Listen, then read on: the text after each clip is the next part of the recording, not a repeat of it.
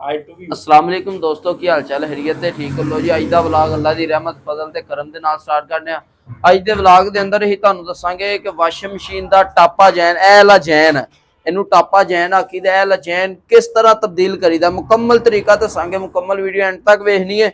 ये खराब है, किस तरह इनू तब्दील करीदा, ठीक है। ए इहदा टापा जैन असीं लैण दे आए, देखो सारा वड्डे असीं, ठीक है, खत्म हो गया सारा टापा जैन चेंज करने। खोलो जी सुधेब साहब पेचकस फोड़ो, इन्हें ओपन करो। लो जी इन्हें ओपन करेंगे।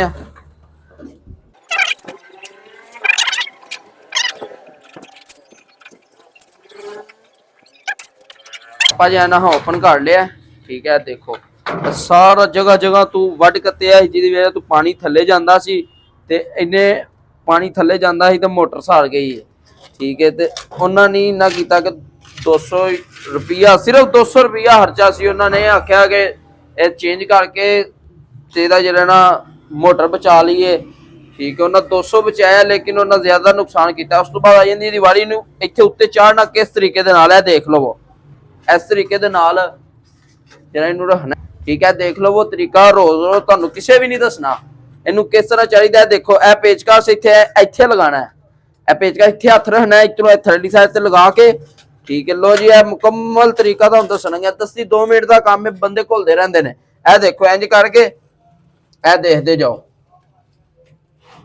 ए देखो ए चढ़ गया जी, मुकम्मल जैन चढ़ गया। इनू बिठाना है, इत्थे ही काम नहीं मुक गया इहदा, ठीक है। देखो इहदे वड्डे बने ने, देखो ए वड्डे इहदा, ठीक है। देखो ए वड्डे दे विच इनू बड़े प्यार दे नाल बिठाना है। टापा बहुत तेज हुंदा है, ठीक है। इनू बिल्कुल प्यार दे नाल इस तरह बिठांदे जाना इहदे अंदर, ठीक है। ए देखो इनू बिठाना है ताकि बाद तंग ना करे, तुहानू टापा उतरे ना, ठीक है। देखो इनू अच्छे तरीके नाल बिठा देना है, ठीक है। लो जी यही नू बिठा देंगे हम,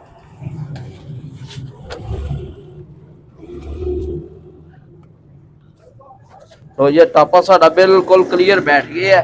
हुण ही तुहानू इनू फिट करके ते दसने आ, ठीक है। इस तरह लगाया जाना टापा, ठीक है। देख लो इनू उस तो बाद टेस्टर की मदद के नाल अंदर वाली साइड तो बिठाना है। ये उंज च रहना नहीं पेगा, टेस्टर की मदद के नाल इनू बिठाना है अंदर वाली साइड तो भी। ए देख लो ए टेस्टर ए थर्डी साइड से लगा देना, ठीक है। इनू इस तरह करदे जाना ते टापे नू पांदे जाना है। घूम जाओ इंज नू, आ जाओ बाबा जी। इस तरह टेस्टर के नाल देखो, टेस्टर ले लेना, इस तरीके के नाल इनू बिठांदे जाना, कोई मुश्किल काम नहीं हैगा, ठीक है। देखो बहुत ईजी काम है, इनू इस तरह बिठा देना है।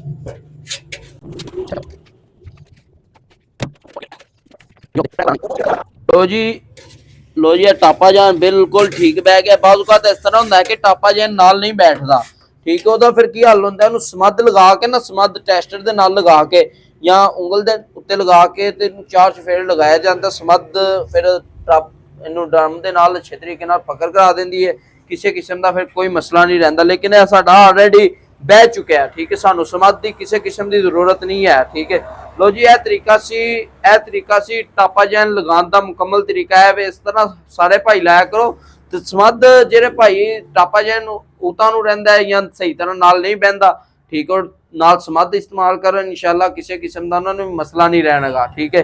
अजकल टापा जैन दूसरा है, अच्छा है, ठीक है। अगर लोकल लियाइए हल्का लियाइए उहदे च परेशानी बन जाती है, लेकिन अगर अच्छी चीज़ लियाओगे किसी किस्म की भी समद लाने की भी लोड़ नहीं पैणगी इंशाअल्लाह सारी जिंदगी।